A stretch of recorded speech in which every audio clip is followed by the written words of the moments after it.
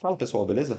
Hoje a gente vai dar uma olhada num dos maiores filósofos de todos os tempos, Leibniz, e entender um pouco da sua obra principal, também todos os conceitos que orbitam ali a construção da sua metafísica. Acredito que tudo isso, né, que a gente está abordando, quando eu falo de Aristóteles ou de outros filósofos, faz parte de um projeto dentro desse canal, que é um projeto para a porta de entrada ali dos trabalhos mais icônicos dos maiores filósofos de todos os tempos. E eu gosto de fazer isso porque reúne um pouco, de modo atemporal, todas as coisas significativas que aconteceram na nossa realidade. Não tem como a gente ficar imune das ideias, dos conceitos, das coisas que foram erigidas sobre esses conceitos no mundo atual, mesmo que a gente despreze isso, né, pragmaticamente falando. Então, por que que a gente está fazendo isso? Para conhecer um pouco mais do trabalho desse mapeamento, né, que foi realizado por todos esses autores, grandíssimos autores ali dentro do ramo da filosofia e de muitas ciências também. A gente vai começar a entender, né, essa filosofia e a metafísica também da realidade a partir do mundo conceitual. Então, como, né, entrar na filosofia, como entrar no reino da metafísica sem muitas vezes parecer presunçoso, né? Sem estar ali alheio também a esses assuntos, porque por mais que você leia um livro de filosofia, é difícil quando você não está ali totalmente engajado, aceitando a ideia do autor, né? Aceitando tudo aquilo que ele tem a propor de maneira mais ou menos imparcial. É claro que todo mundo tem uma parcialidade, mas tentar absorver da maneira com que ele passou, né? Toda aquela didática ou todos aqueles assuntos que ele foi abordando ali conforme ele foi desenvolvendo o tema. Então, acredito que tudo isso gira em torno do mundo conceitual. E esse mundo conceitual, ele trata especificamente ali dos elementos gráficos. Então, os conceitos são como elementos gráficos que apontam para um local referente e real. Então, para um objeto, né? Um objeto que tem ali toda a sua carga de detalhamentos, de funções, de origem, de eh, finalidades. Então, todas as coisas que estão imbuídas dentro desse objeto, características, qualidades, ou assim como definiria Aristóteles, né, o objeto ou toda a objetificação mental, ela tem uma definição, ela tem um gênero, ela tem ali também acidentes. E muitas vezes, quando a gente está observando um conceito, a gente trata ele de modo pragmático, por conta dessa cultura atual, né, do gênio séculos, desse Zeitgeist, o espírito da época. Então, nosso espírito da época já é um espírito pragmático, rápido, intenso, que aceita as coisas que vêm com maior intensidade, exatamente porque elas têm mais a oferecer em um curto período de tempo. Entendemos que as coisas passam muito rápido, né? Então, quanto mais os tempos se afastam ali do seu momento, do seu ponto de origem, isso vai fazendo com que as coisas elas tenham uma rapidez na sua execução também. Então, exigem coisas mais rápidas, mais intensas, né? Esse é o momento da história que a gente está vivendo. Pessoas que geralmente só vão aceitar conteúdos, principalmente conteúdos informativos, se eles tiverem uma carga altamente concentrada e rápida, né? Mas essa carga altamente concentrada e rápida, se ela for muito complexa, vai causar um desentendimento. Então ela precisa ser facilitada. Aí é onde entra o pragmatismo. Então os conceitos eles estão ficando bem rasos, né? Quando a gente pega um conceito de um filósofo como Leibniz, ele precisa ser totalmente descamado, né? Como se fosse uma cebola. Você tirar todas as camadas ali que estão envolvendo o ponto principal. E qual é o ponto principal? É a função daquele estudo, né? Então, para que que ele serve? Para reconhecer uma realidade, então, para mapeá-la, né? Como eu disse, conceitos são como elementos gráficos de um objeto. E esse objeto ele vai apontar para um local que ele é referente e real. Então não é como se o conceito ele deixasse de existir, mas ele está ali como um símbolo, né? Então conceitos são signos também nologicos, né? Do psicoespírito, da mentalidade. Então ele é como se fosse uma palavra. Quando você olha a palavra, você sabe que a palavra água não vai te molhar. No entanto, você entende que ela está apontando para um elemento da realidade, para um objeto que você consegue identificar e que, se ele estiver ali, ele vai trazer para você certas qualidades, certas interações. Então, por exemplo, se eu estou falando ali, está molhado, porque ali tem água ou tem fluidos. Então, você sabe que ali é um local onde você pode se molhar ou pode se umedecer. Isso pode ser bom ou ruim dependendo da intenção. Se você quer permanecer seco, provavelmente você vai se afastar de lá. Mas é exatamente essa a ideia, né? Então ele vai criar para você um mapa do que você pode fazer ou não, ou do que você quer ou não também na realidade. Então conceitos são muito importantes. Eles que constroem, de certo modo, a inteligência, e a inteligência, como eu já disse algumas vezes aqui nesse canal, é a habilidade de fazer boas escolhas. Então, a inteligência, ela mexe com o caráter principal, que é da interatuação humana, ou seja, vai fazer com que você tenha uma maior taxa de eficácia, de eficiência nos seus processos, fazendo com que você atinja verdadeiramente os seus objetivos na vida, né? Sejam eles físicos, mentais, espirituais, né?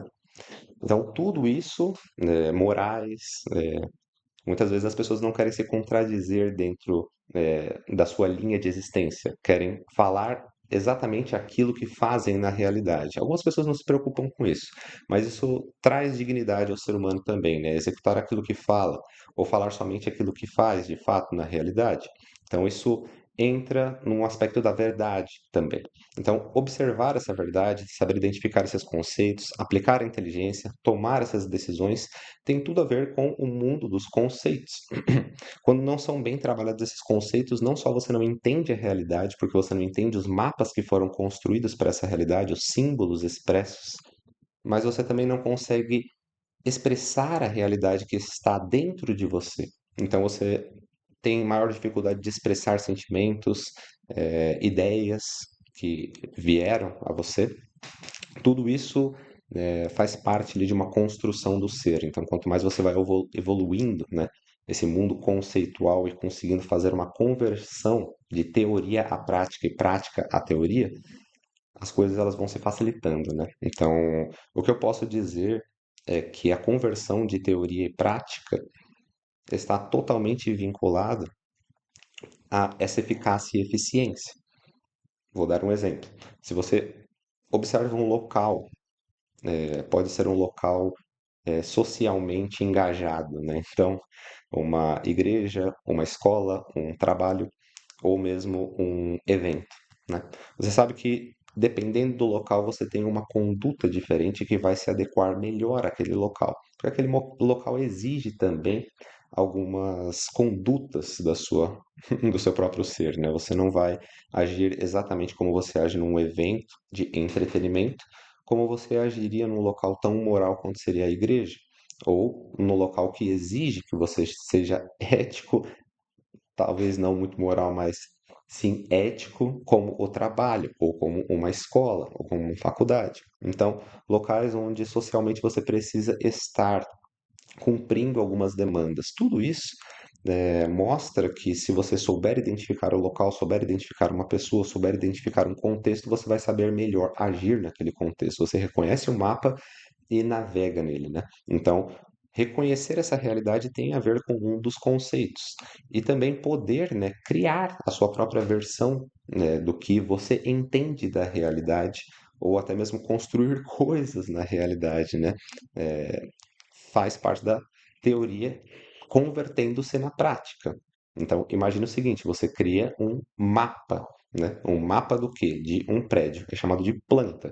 Então, você cria essa planta com vários elementos, né? Elementos gráficos que estão ali dentro também, apontando proporções, dimensões, materiais, por assim dizer. Então, tudo que está dentro de uma planta, de um prédio, um dia será esse prédio, né? Então, a perfeita conversão entre teoria e prática é o que fará com que o mapa que você designou tenha uma chance de eficácia e uma boa eficiência também dentro do seu processo. Tudo isso faz parte da construção do intelecto, né? Então, a construção de uma vida intelectual. Essa vida intelectual, ela não pode ser construída se você não tem ciência dos grandes autores do passado. E aí é onde entra a Leibniz, né?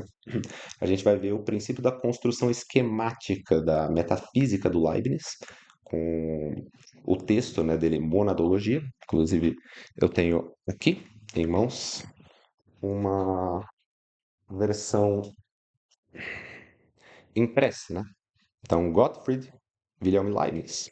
Os princípios da filosofia ditos a monadologia. Então, mais conhecido também como a monadologia.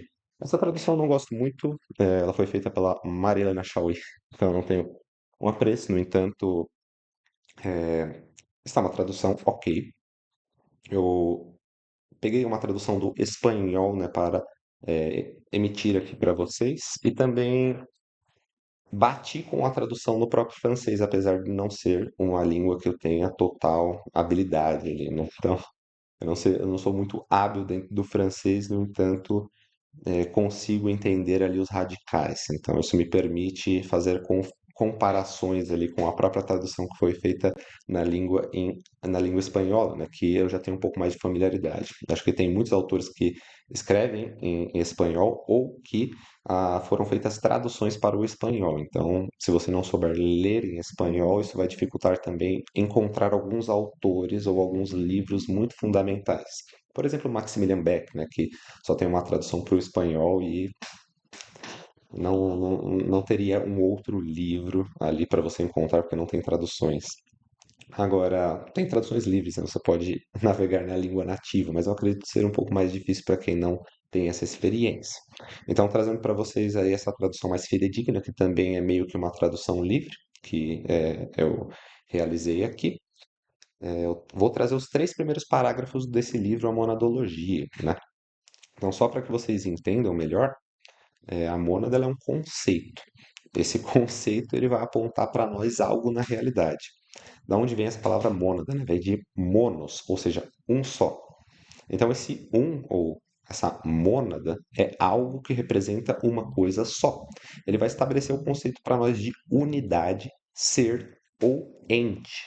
Então é algo que tem um motor interno, no entanto é uma coisa simples que vai ser colocada numa composição, né? Então, essa coisa simples, junto com várias outras coisas simples, vai criar toda a realidade visível complexa que nós temos aqui. Essa mônada, ela não é, por assim dizer, uma subpartícula, né? Ela não está exatamente diagnosticada pela física, mas sim pela metafísica. Então, ela é um conceito que aponta para nós a unidade, por exemplo, da consciência. Então a consciência ela é uma mônada porque nada pode dividi-la de certo modo. Se você dividir a consciência, ela não estará mais lá, né? Não dá para você ter duas consciências menores com a divisão de uma grande consciência ou de uma consciência unitária. A única coisa que você vai ter é a diluição dessa consciência, então a morte dela, né? Quando você desintegra essa unidade, você entende que ela era uma unidade verdadeira, né? Então, que ela não poderia existir é, particionada, né?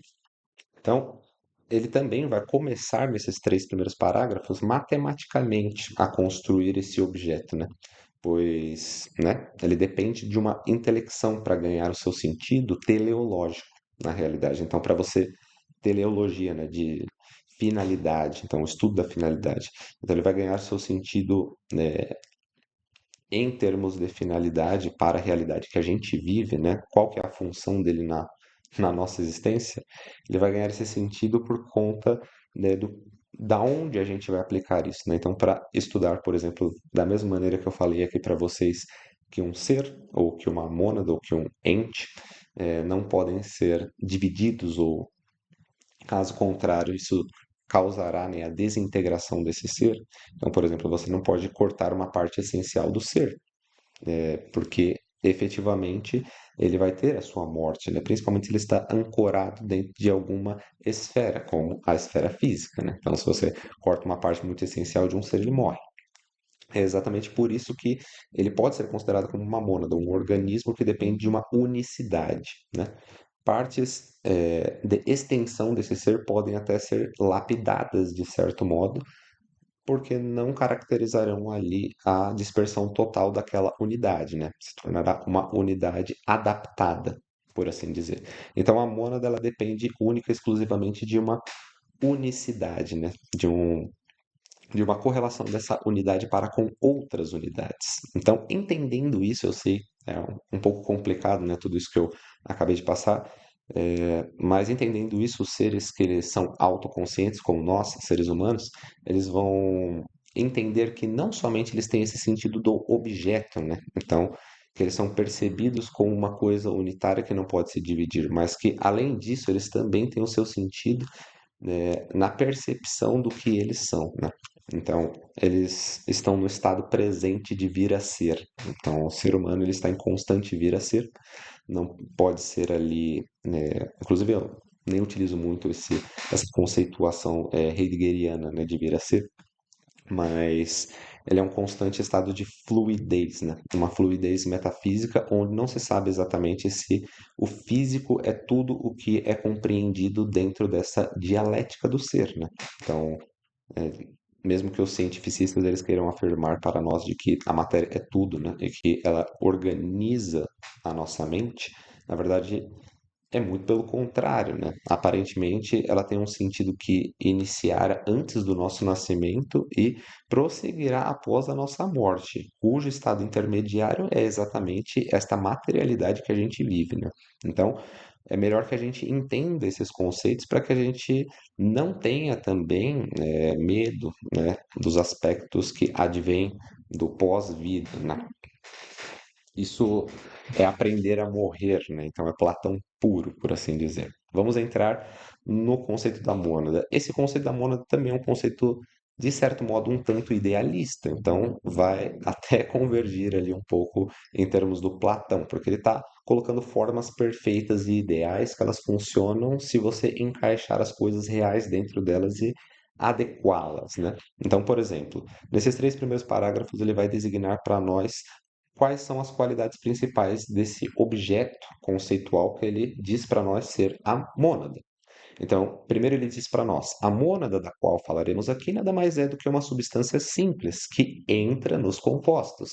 Simples significa sem partes. Então ele está falando três coisas para nós. Primeiro, que a mônada é uma substância simples, ela não é complexa. Complexa, no caso, significaria constituída de muitas partes, então com muitas partes. Mais simples significa sem partes, que é a terceira coisa que ele está dizendo neste primeiro parágrafo.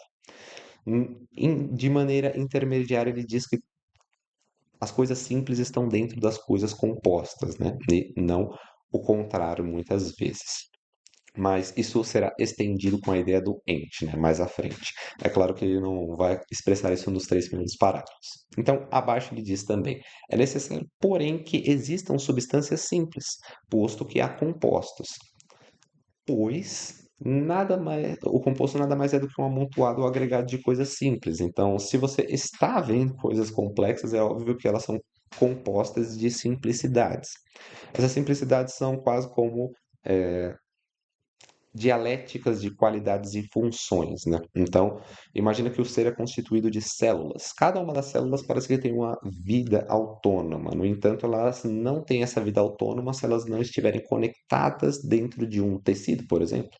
E esse tecido parece ter uma vida autônoma, mas ele também não existe de maneira autônoma. Ele precisa estar conectado com aquilo que a gente chama de organicidade. Então, ele vai ter um órgão ali, né? O tecido ele vai compreender um órgão. E esse órgão, sozinho, isolado na realidade, ele não tem funcionalidade, né? Porque ele precisa estar sempre acoplado ao ser.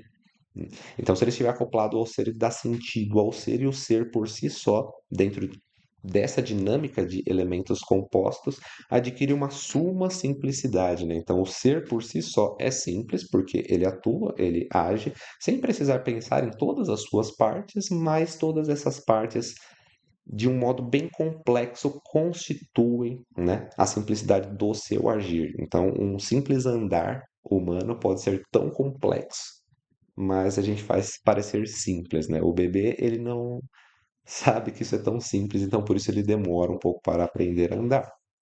Mas nós fazemos coisas muito mais incríveis do que simplesmente andar. A gente, e quando eu digo a gente, né, no sentido bem, bem ontológico mesmo, né? O ser humano, por assim dizer, ele é capaz de coisas extraordinárias, como muitas acrobacias e por aí vai, né? O equilíbrio do ser humano de acordo com seu próprio andar ou mesmo ficar de pé pode atingir ali até uma visível simplicidade, porque vendo a pessoa fazer parece simples, mas aquilo que foi necessário para construir toda a prática dela foi absurda, né? Então, é mais ou menos isso que ele está querendo dizer, que coisas simples e complexas elas andam simultaneamente dentro desta mônada, né? A mônada ela vai compreender o todo, mas também vai compreender as partes que são simples por si só, arranjadas dentro desta composição.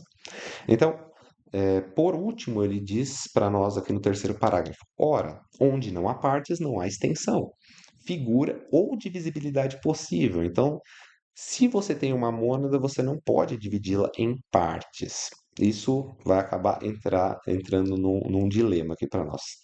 Esse dilema mas você acabou de dizer que o ser humano ele é uma grande simplicidade.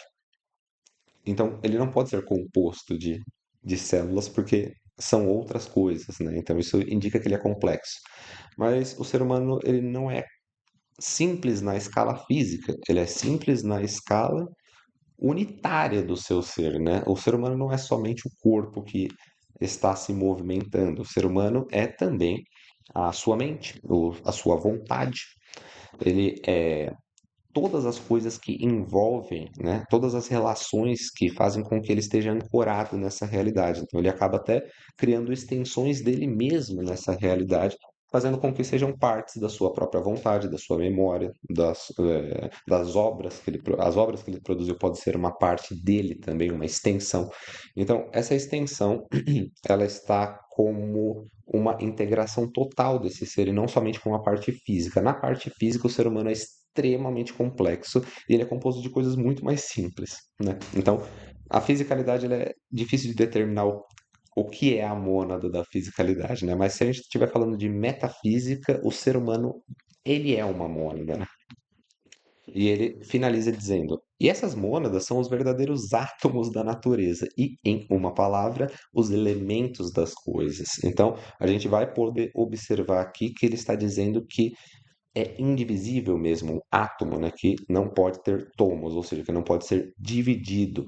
E é o verdadeiro átomo da natureza. Então, é o conceito que indicará para nós todos os tipos de aspectos integrados da realidade. A partir disso, a gente vai entender que somente o ente, ou seja, né, somente o ser que está em movimento, o ser que tem ânimo, que tem, por assim dizer, até dependendo da conceituação, espírito motor, né, que pode se movimentar de maneira autônoma. Somente ele vai ter ali uma designação na realidade como uma unicidade, ou seja, como um ente, como um ser, como algo que tem espontaneidade para poder ter a sua própria interação ou interatuação na realidade, né? No caso humano.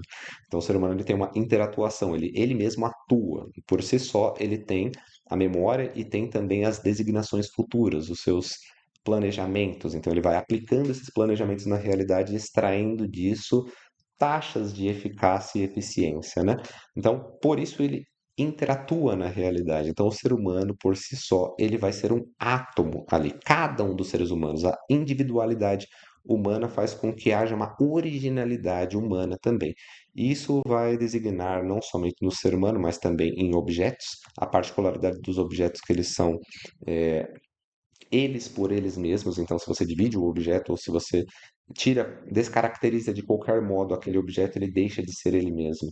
Tudo isso vai indicar para nós quase que como mônadas, né? É um conceito, mas esse conceito ele vai aplicar-se na realidade. Então, quando eu estou falando, por exemplo, de computador, não tem como eu tirar ou colocar elementos no computador. Então, o computador não pode ter uma hélice de avião, porque, obviamente, isso não compõe ali o modelo que foi dado a ser o objeto computador. E a mesma coisa para tudo, né? Então, todos os objetos que a gente tem uma construção específica na nossa cabeça, como um animal ou como o próprio ser humano, se retirarmos coisas ou adicionarmos coisas especificamente, ele estará ali à mercê de um aspecto imaginário. Ele não simplesmente está dentro do seu contexto, dentro da sua categoria. Ele está levemente afastado da categoria principal, que era o objeto per se. Então, aquele objeto também tem um padrão monádico, né? Então, ele também tem um padrão conceitual perfeito. Se a gente pega, por exemplo, o quadro. Quadro, ele não pode ser uma coisa tridimensional, porque ele acaba se tornando uma caixa, né? Então, o quadro ele é feito para armazenar imagens, como vocês estão vendo ali, e e exibi-las, né, por assim dizer. Mas uma caixa ele pode exibir objetos tridimensionais, não bidimensionais. Então, isso acaba mudando a categoria do objeto. Então, se eu falar o objeto tal ou qual, vocês vão designá-lo de acordo com o seu signo, né? Então, com o padrão conceitual que ele está expressando para nós.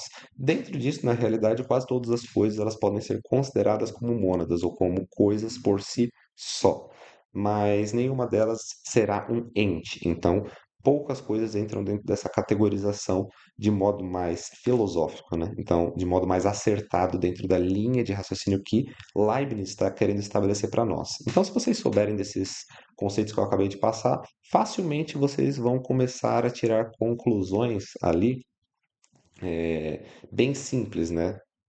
De cada um dos parágrafos que ele vai colocando. Então, vocês vão ligando, né, os pontos e verificando que ele nada mais, nada menos está assim desvelando a realidade na nossa frente. Então, esse livro é importantíssimo. Acredito que é uma leitura sine qua non.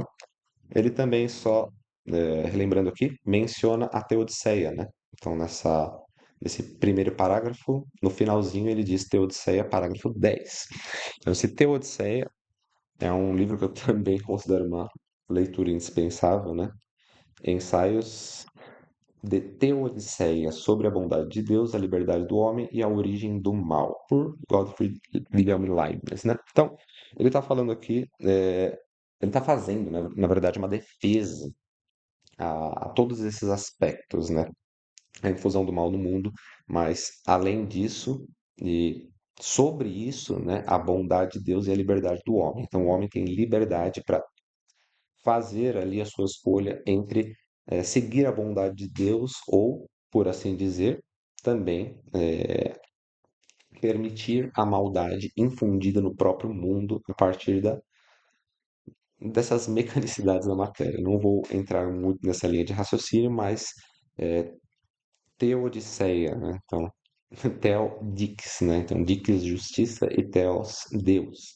Então, é uma justiça feita para defender as qualidades mais importantes de Deus. E eu acredito que esse livro, mesmo que ele seja ali um pouco extenso, ele tenha também um teor a priorístico, né, da obra do Leibniz. Então, são as duas leituras aqui que eu considero bem importantes, né, da obra do Leibniz, que a gente vai encontrar, né, no idioma da língua portuguesa e outras traduções muito boas também em outros idiomas, né? Então, fiquem com isso por hoje. Acredito que eu até estendi um pouco, mas tem muito que trabalhar aqui já com esses conceitos e já está passando também uma esfera um pouco mais profissional dentro de todo esse trabalho, né? Porque acredito que isso seja mais do que uma porta de entrada. Isso também já é quase uma contextualização ali para tudo o que vai advir, né? Então, por exemplo, na minha obra eu vou fundir um monte das ideias de vários autores, assim como tem as ideias de Leibniz, tem as ideias, como eu já disse, de Aristóteles, ou de Edmund Husserl, Henri Bergson, Mário Ferreira dos Santos.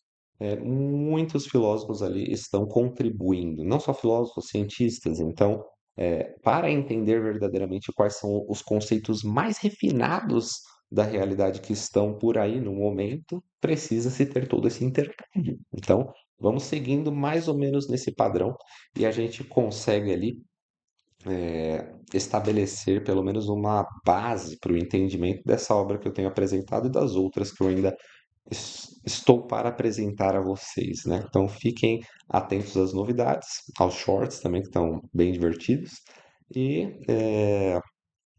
eu vou trazendo aí para vocês. Tenham paciência também que algumas coisas demoram para ser produzidas, tá bom? Então fiquem com Deus e até mais.